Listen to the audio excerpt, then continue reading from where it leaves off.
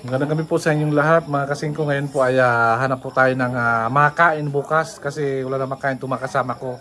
So hanap po tayo ng pwedeng pagkain ngayon.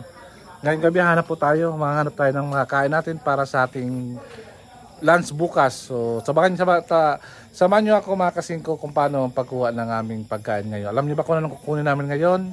Papakita ko sa inyo maya. So ayan po. Spotted po, may nakita kami. Ayan po ang ulam namin ngayon, bukas. Ayan. Siya po yung gumagapang na ngayon. Ayan. Ito ang ulam natin bukas. Ayan po ba? Ayan. Aha. Ayan. Ano yan? Namin bukas ngayon. Sa Bicol, buko. Ayan. Sa Tagalog, buko. Ayan po ang ulam namin bukas. Ayan. Nature. Ang kubra. So, samahan nyo kayo makasingko at hanap tayo ng Mag-ready kayo makakain natin dito. May mga itak-itak dyan, mga ano. Ayan. May ano ka dyan, mabang ano. May mga mabang mga itak dyan. O, maigsi. Kasi ano tayo eh, curiosity eh. Baka bukuan, hinahanap. Kubrang lumabas dito. Kuburan. Ayan po, naghanap po kami. Lumalabas Naghahanap ang kubra, kami alam ko ng- pag linggo eh. Kubraan ang mga silbi.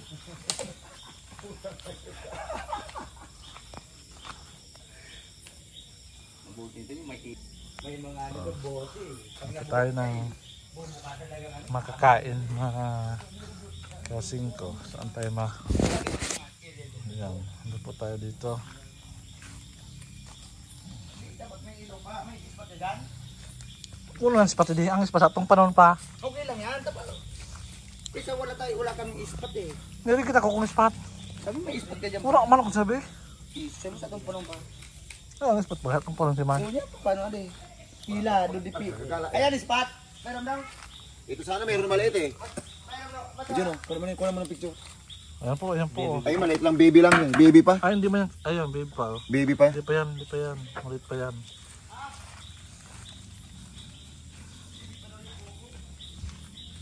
Ay, meron pang baby buko. Ako na. So ayan, harap kami ng baka mayroon na dito. Up, dahan-dahan lang kasi baka pagbuka mo dyan sa ano, hindi man buko nakuha mo, kubra. Ang kubra kapag tinuklaw ka yan. Punta, ang bilis natin itong emergency tayo dyan, oh, dahan-dahan. Pasiguro, hawakan mo yan. Wag mong bubuklitin. Baka nabuklit mo, kubra. Sigurado, Ayan. Ayan po. Ayan. Tutukan mo. Ito. Meron dito. Ayan po. Ano to? Yan, Titignan yan. ko kung adult. Titignan ko. Ako alam ko yan kasi alam ko experience. Ay! Kung sa ano, ay pwede na to. Kung sa ano si ate to, si ate babae, ate, hanapin din yung kuya. Ayun! Kuya! Ayan. Ayan. Yan. Ito po yung kuya kasi may mga ano po yan, may mga sign eh. Kapag medyo mapuputi itong likod, kuya. Ito baga wala puti. Ate yan. Ate kuya. Hanapin naman si Lolo, si Papa, si Bunso. Ngayon po alam namin Saan pa tayo? Ayan po, may nakuha na pong dalawa. Ay, bali apat na nakuha. Papakita natin na hindi po yan planted, hindi po yan ilagay. Ayan o. Apat na po Apat na po. Apat na po. Sabihin nyo po kasi, 40. Apat na po. baka sabihin nyo po, hindi totoo, apat na po. Apat na po. Ito, Oh! Ayan pa, yan. Si Bunso nandito. ano yan? Si Bunso ako experience daw. Parang may kapal ng ganyan. Yun, buhay pa siya, panglima. Si Bunso nandito na. Kasi Si po si Bunso. Bunso may mga langgam, mga kuto po yan. Ayan. Kuto-kuto yan ng mga ano nakita po yun. Yan po mo ay na, kuto lagyan mo na. yun. Lima na po, marami na. Ang cobra, Bagay kita kubra dyan. mabuti Ayan po, mo hanap kita. kami dito. Mayroon. Sana makarama natin tayo ng Nakuha na po. makain. Hindi ka sa kwanta, pag nasulwag ko yan, ang itak po, parang lagar eh. Tinay pa siguro. Kung may lang itak, may pasiguro. Ang kubra kapag may itlog matapang po yan. Botse Velasco.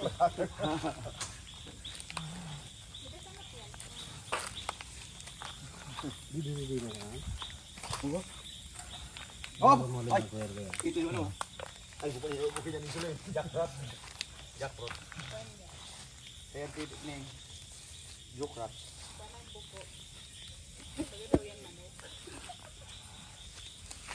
Saka narumpi karoon talaga. Ito po yung ano? Ito po yung matagal ng puno. Underviews na. Ano eh?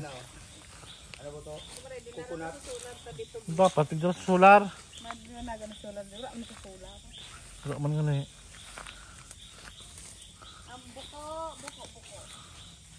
Ano ba sa mga sa dahon? Sa dahon? Ang may iba nga yan, nasa puno. Kung minsan nasa bunga. Para pa na shadows ng ka. Ito po yung kaila. So, tingin tayo dito. Kunay pa dito. Pagkura. Atas ko naman yung video. Malay mo karami pa rin yung lima.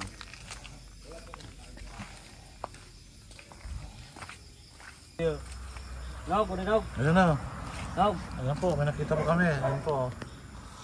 Noy. Nog! Uday pa diya. Ito to. Ayan natin to. Ayan. Dara no.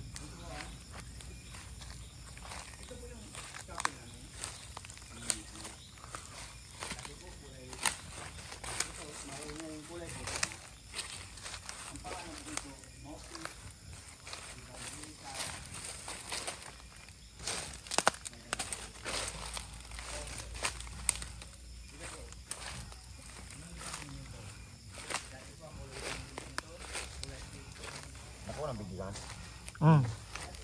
Edit ko na sa maya tayo. Yun, ito mayroon na naman. Ayan o. Ayan po, oh. Meron naman, oh. Ayan. May na po siya. Makakarami na tayo. Walo. Walo.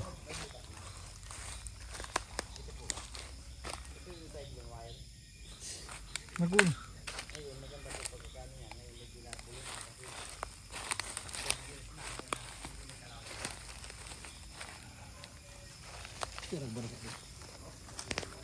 Sa ako ulit. Sana ulit.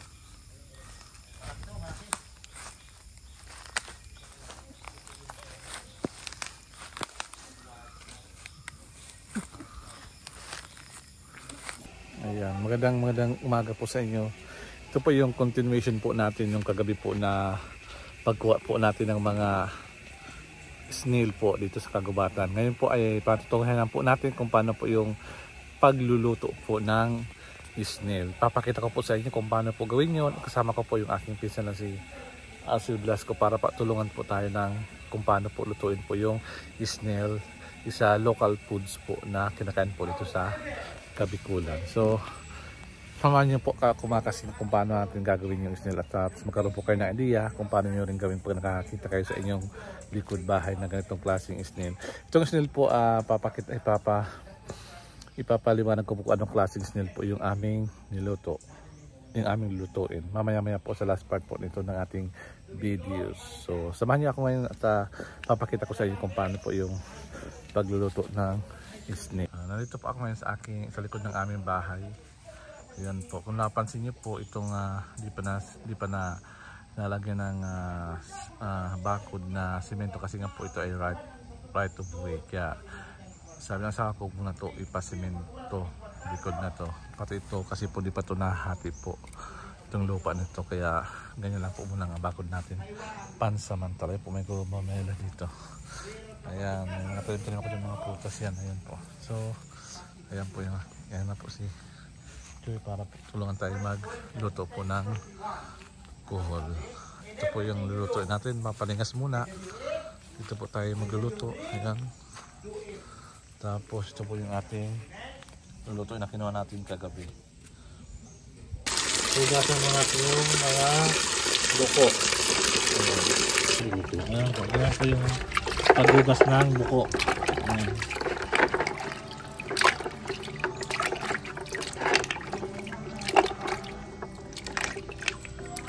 Kaya tanggal yung mga dahon-dahon na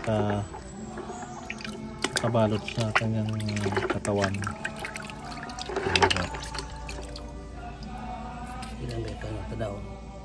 Yung mga dahon na kinakain nila. Ayan.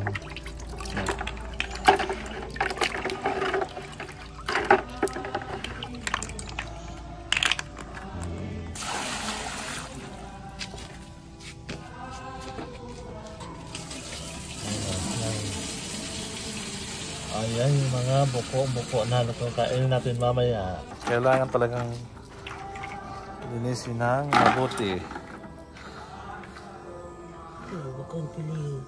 Ayun po pala. Kumain po ng pili yung isang buko. Tapos ilalagay na po sa kawali. Papainitin po yan hanggang kumulo at mawala po yung kanilang mga laway. Ayan.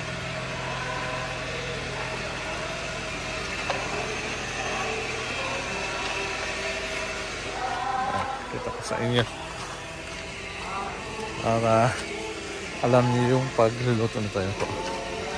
Ayan, ganyan lang yan po yan. Hintayin nyo na kumulo yan para matanggal po sa kanyang shell. Ayan. Ito po yung land snail. Tapos yung iba ng snail naman, di ba sa dagat, meron po ito sa lupa. Ayan po, isa po ito na buko na to. Ayan po, pag niluto,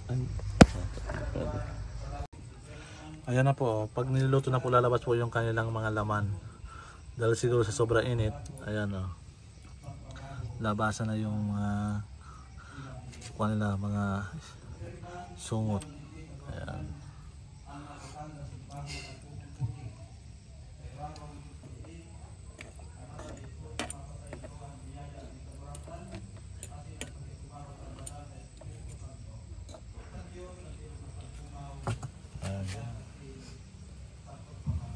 Lalabas na yung kanilang mga laway-laway dyan.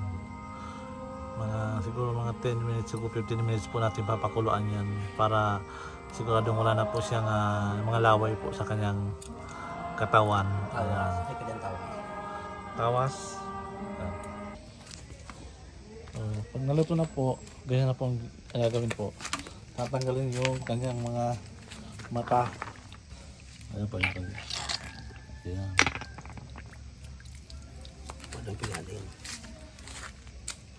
Inalis po yung kanyang puwit. Ano? Puwit ito. Sububot ko. Bitoka. Yung bitoka po. Tinatanggal po yung bitoka po ng tuhol. Ayan po. Ayan.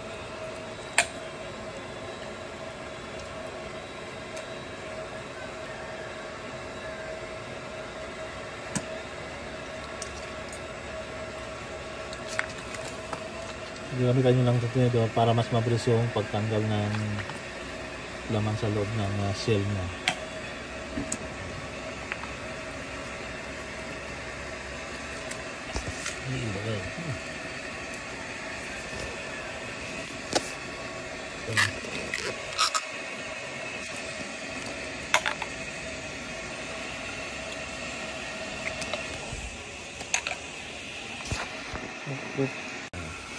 Ayan po yung pagalis po ng laman po ng shell. Ayan po yung loob. Tatanggalin yung bitoka niya. Ayan. Ayan. Kasi yan po yung marumi, yung parang yung bitok kasi yung mga kinain niya doon nakaloob. Kaya tatanggal po. Ayan. Yan lang po yan. Ayan.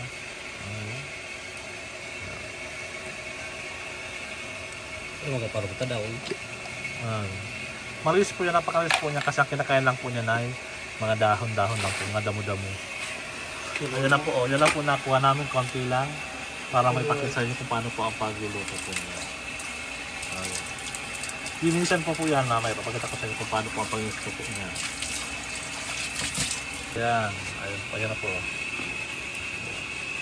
Kailangan maraming linisan yan. Kasi may mga laway-laway pa yan.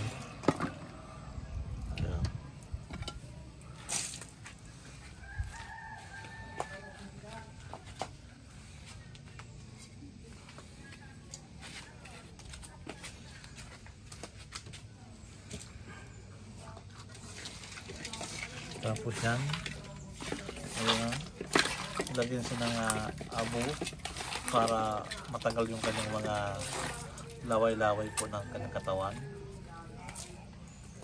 Ayan.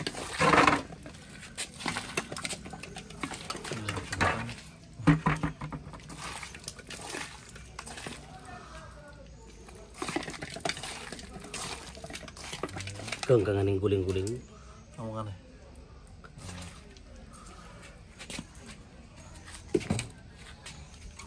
Ayan, may abo po yan para matanggal po yung kanyang laway po.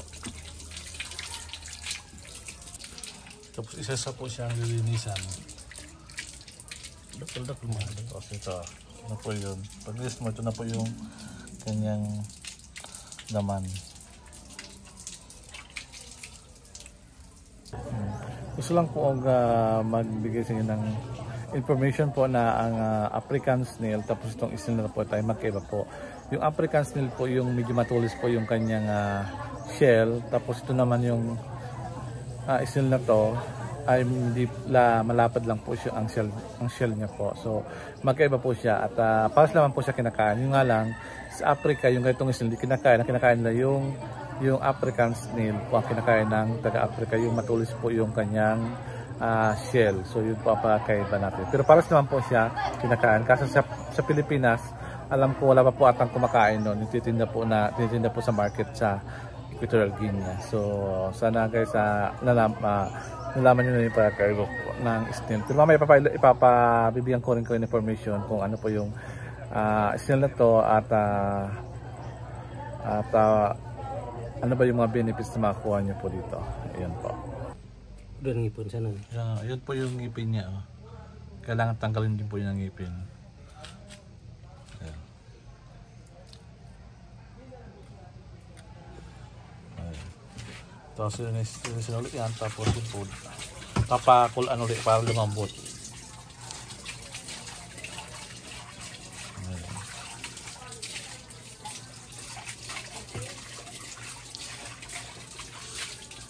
Yung kukuha pa rin siya, kikreson pa yan, kukuha pa yan.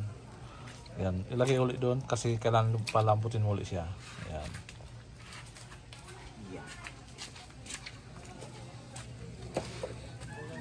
Okay.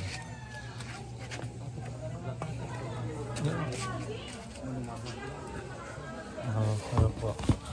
Medyo yan. So ulit lang po kami nagluto kasi mas mabilis, tapos wala kasi kami lutuan ng kahoy. Ayan. Papakuluan po yan para lumambutog. Pagkakulo niyan, haka po yan tatadta rin at gagawin pong sisig. Gagawin, yun na po yung recipe po na ipapakita natin sa inyo mamaya. Ayan. Ano? Yung orang problema sa mami? Ini bilang sirap dito eh. Lumang ilan buot. Ayan. Ito po yung mga ingredients natin. Asin. Adobadong buko. Asin. Paminta. Laurel. Sibuyas. Bawang at magic sarap kung wala kayong paminta. Ayan. Ito po. Tapos mayroon pa luya. Mamaya pinapabili ko po si Alma ng luya po para sa ingredients po nitong adobadong buko. Ayan. Adobado para siyang adobo na may konting sarsa. At sili pa pala. Ayan, sili. Tapos yung nyog, yung ginatang nyog, kailangan pinagin ng nyog para matalong masarap yung ating pagkain. Itong buko. Pag malambot na po yung buko po, yung snail, ihahaw na natin at tatadtar na natin. So papakita ko sa inyo kung paano po yung pagtadtad po ng snail, kung gaano po kalalait. So ayan po, yung parang sisig, kung marunong kayo magkuha ng sisig, ganun po yung pagtadtad po.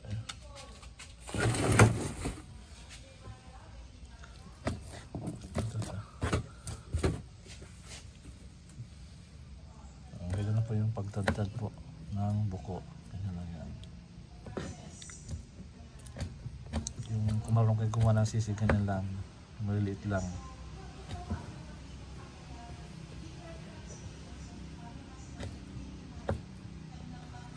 Yan.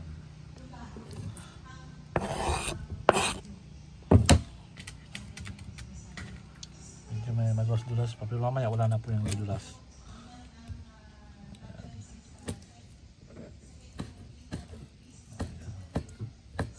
Amoy, parang amoy lang po yung karne, yung amoy niya po. Parang? Parang karne man siya ng amoy niya po. Ayan. Tapos lagay po natin yung nyug. Yung nyug po, ang nilagyan ng uling para babaga para po para mangamoy ng smoky smoky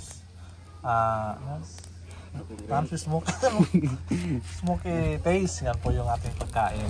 May pagkain smoky taste po para mas masarap at para walang lansa. Ayan.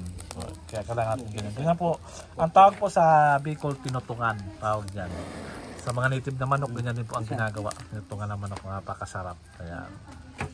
So ayan, mag-umpisa na po tayo magluto ng bukito.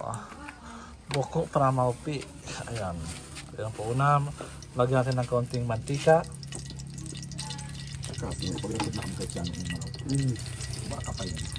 Nabas ka na si Hermano.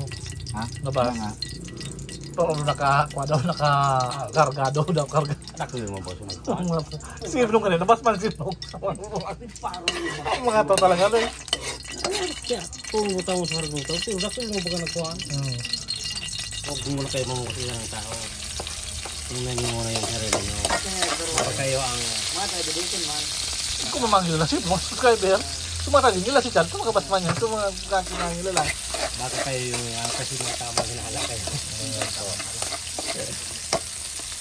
Baliktad nyo yan ha. Sibuyas, si bawang, nilagay na po.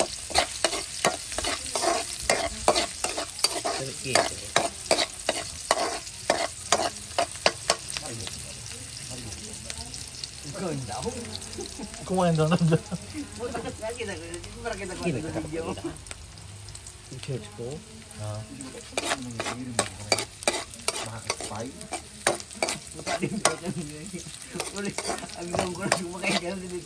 Tulong kulitan.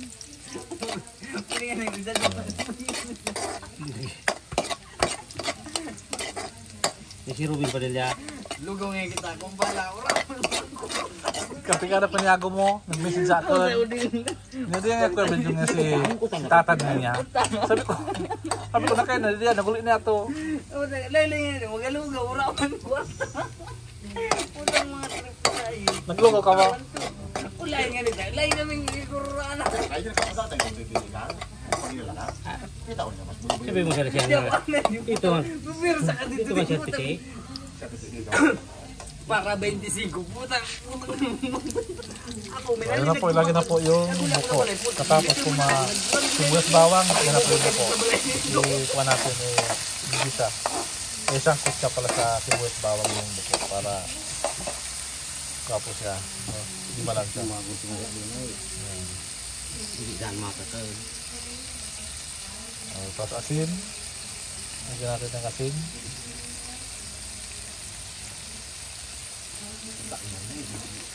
sige, grabe naman.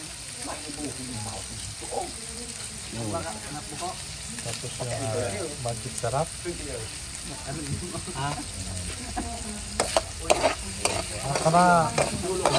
Sana kita nyo guys yung pasunod na pagluto ko ng buko. Para susunod pa nagluto kayo, alam nyo na kung paano gawin po ito. Kung may nakita kayo sa bahay, ayan.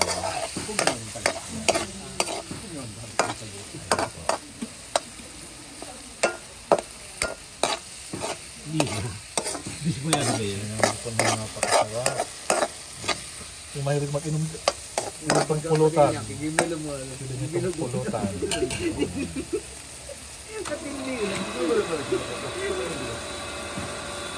Tapos pag malambot na po, lagay na po natin yung gata. Yan, lagay na po yung gata. Yan, papakulan mo na yan bago ilagay natin yung sili. Apakah sih? Itu rumah siapa? Yan. Ini Besia. Yan po, lagay natin yung sili. Pag Bicolano, kailangan May sih. may sili kasi yun ang napasarap sa mga pagkain. Malapit na po yung maluto. Ayun po. Nangamoy yung sarap-sarap.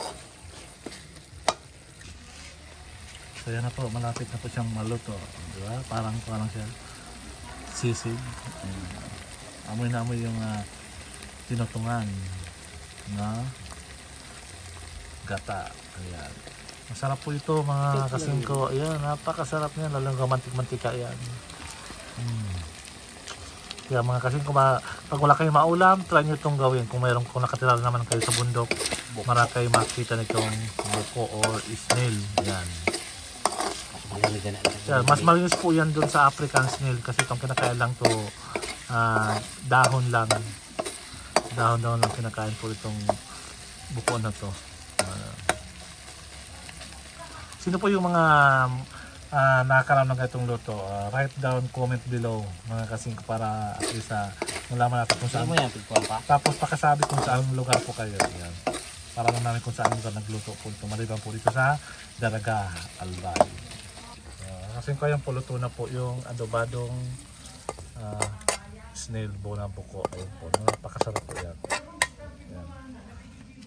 Try natin, tikim tayo ng konti. Tikim na. Ayan po. Ayan. Pampulutan, sarap. Ito. Kung ka ng panahon. Bena. Ayan po. Tikman ulit natin.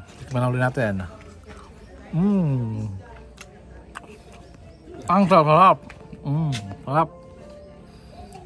Try nyo ito mga kasingko, itong buko na ito, napakasarap. Okay. So yun mga kasingko, yung nakita nyo yung luto namin na snail, ang tawag po doon ay Mappin snail. It's a type of Philippine snail na matagpuan dito sa Pilipinas. Ang tawag po doon ay Mappin snail po ang tawag doon. Siya po ay edible, kinakain po siya, is not po endangered. So nakatanong po dyan yung mga medyo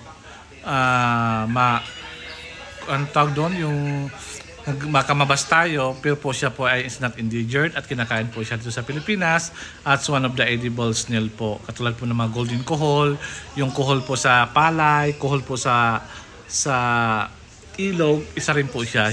Siya po ay Mappin snail, isa po land snail. Ang kinakain niya lang po ay mga dahon-dahon. Kaya very vegetarian po siya. Hindi po siya kumakain ng mga carnivores. Hindi po siya carnivores. So, I hope you understand now what's the difference between corn snail or the African snail at yung Mappin snail. Sila po ay both edible po, pero depends po sa taste. May mga iba't ibang klase pong taste po ang snail. Siya po ay malambot, masarap, at yummy. Ayan po masabi ko.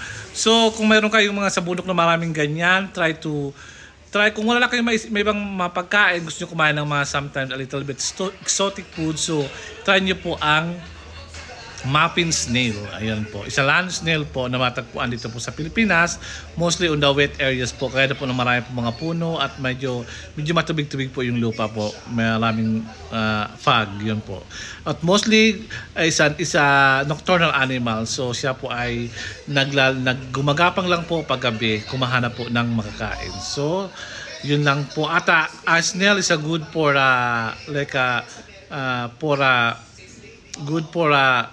skin. Is a good for skin, for whitening, for make your skin white, at ginagamit din po siya for other for cosmetic purposes po. So I hope you understand now at na-enlighten kayo about sa kinain namin snail. That's good for vitamin E po. Ito yung may mga ganyan po. Basta check nyo lang sa inyo sa Google po kung ano pa mga benefits po ng snail. So maraming salamat po mga kasingko. Sana po nagustuhan nyo ang isang content na pagluluto po dito sa Bicol region. Isa po siyang local exotic foods ng mga Bicolano. Maraming salamat at God bless you all. Bye bye amigo.